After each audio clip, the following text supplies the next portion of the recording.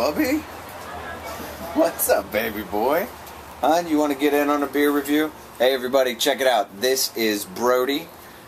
He is also known as the Gremlin, the Hyena, and the nastiest 40 pounds to ever walk this earth. Isn't that right, Bobala? Huh. So, he's Catahoula Dog. But remarkably, that's not what you guys are here for. Welcome to another edition of The Rounds. It's time to pour another pint of knowledge. And as we bring you the freshest and tastiest in all that brews, it's important to know that Brewed There, Drank That, and All That Ales proudly present The Rounds. So, today, we've got something kind of cool. We're heading up to Boston, one of my favorite cities in the nation. For Boston. Sorry, I sometimes get lost in a worker's song. So this is Rich and Dan's IPA. It is the brand new year-round release from the boys at Harpoon. And you might say, why would they release a brand new year-round beer? It seems kind of peculiar. Tell us more, Glenn. To that I say, this beer started out as an introduction in their 100-barrel series and quickly became the most drank beer at the brewery. Well, when your employees respond so strongly, probably one of the best things you could do is listen to them and let them have something nice to drink. So this is a rye IPA. It comes in at 6.9% alcohol by volume. It is 70 IBUs, features 4 different hops. It features Centennial, Apollo, Chinook, and Falconer's Flight, which I gotta say, sounds like it should be a pretty unique hop mixture going on there. I'm pretty excited about it. Really bubbly head. Very big pockets of bubbles. Almost soapy in appearance. I did have a really nice little waft of sediment floating around in the bottom here, so believe this is going to be bottle conditioned. Gorgeous orange hue to it. Nice nose. Really nice nose. Wow. Grassy.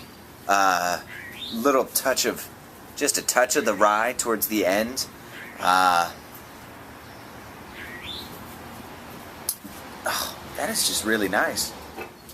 But yeah, very, very nice nose. I'm going to stoke it one last time here. Hope to get the most of it that I can.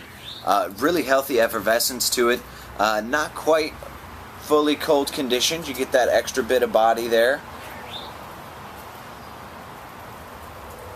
I do get a little bit of Centennial on the nose, but some of this has got to be the Apollo and the Falconer's Flight, and it's just really, really nice. It's grassy, but not grassy in the way that a Centennial hop is, where it normally provides a more sturdy, grassy bitterness. This is more floral grassy, if that makes sense. Like, it smells more of the flowering bits of grass as opposed to just the leaves.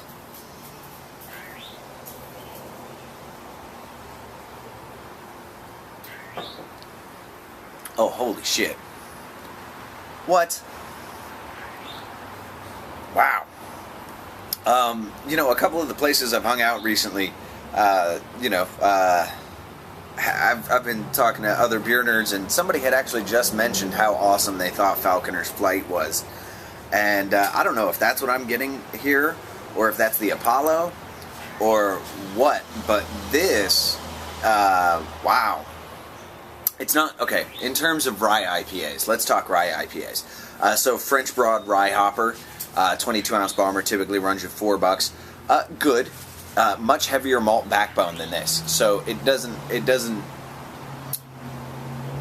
play as light and playful as this right here. Sierra Nevada's Ruthless Rye, probably one of the most hailed rye IPAs for its recent release, is a much different incarnation of rye IPA. In fact, I would venture to say that it's at the polar opposite end of the spectrum, as opposed to Rich and Dan's IPA here. Sierra Nevada's Ruthless Rye presents very dark, almost so dark red that it would appear brown. Has very strong notes of fresh cracked pepper, a very sturdy bitterness to it, and is, again, much heavier, much bigger And then slightly down that same end, you've got French Broad Rye Hopper. That, of course, has more malt and not nearly the variance of hops that you see in Sierra Nevada or here at Harpoon's Rich and Dan's. Red's Rye, I would be amiss not to mention that. Probably one of the best all-around rye IPAs on the American market. 6.6% alcohol by volume, but very different than this. This is very light, very playful.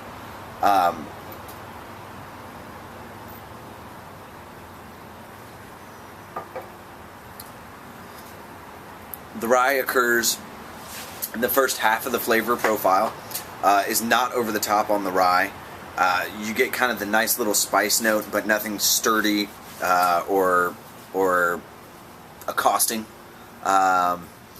Hops are sudsy, grassy, floral, and with the mix of other malts here in the malt build, provide for a really nice touch of fruity esters. This is fucking good. Like, really good. Really, really good.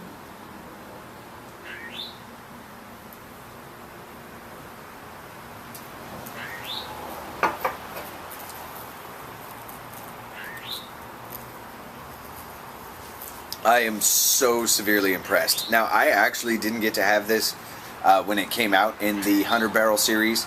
100 Barrel series distribution is very hit or miss in this area, and I could call out the wholesaler. It's not my place, it's not my business. But needless to say, I get some Harpoon 100 Barrel series, and then based on who their favorite retail location at the time is, I may not see one for 2 or 3 incarnations. But again, absolutely amazing work from Harpoon.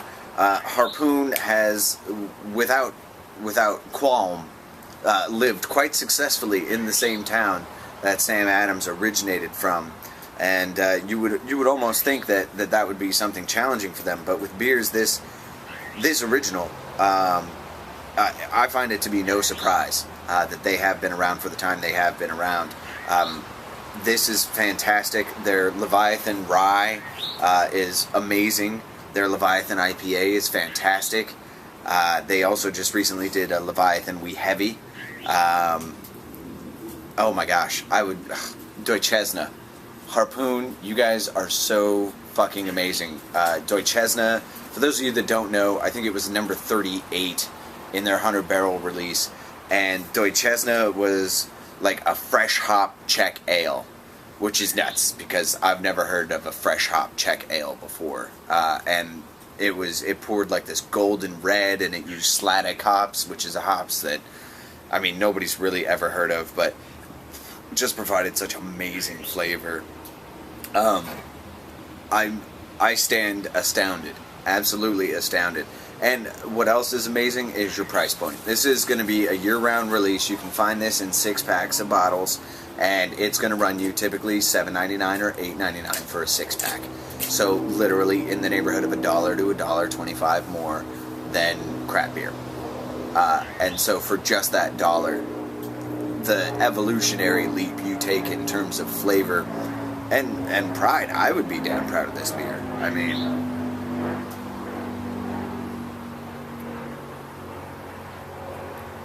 that's amazing.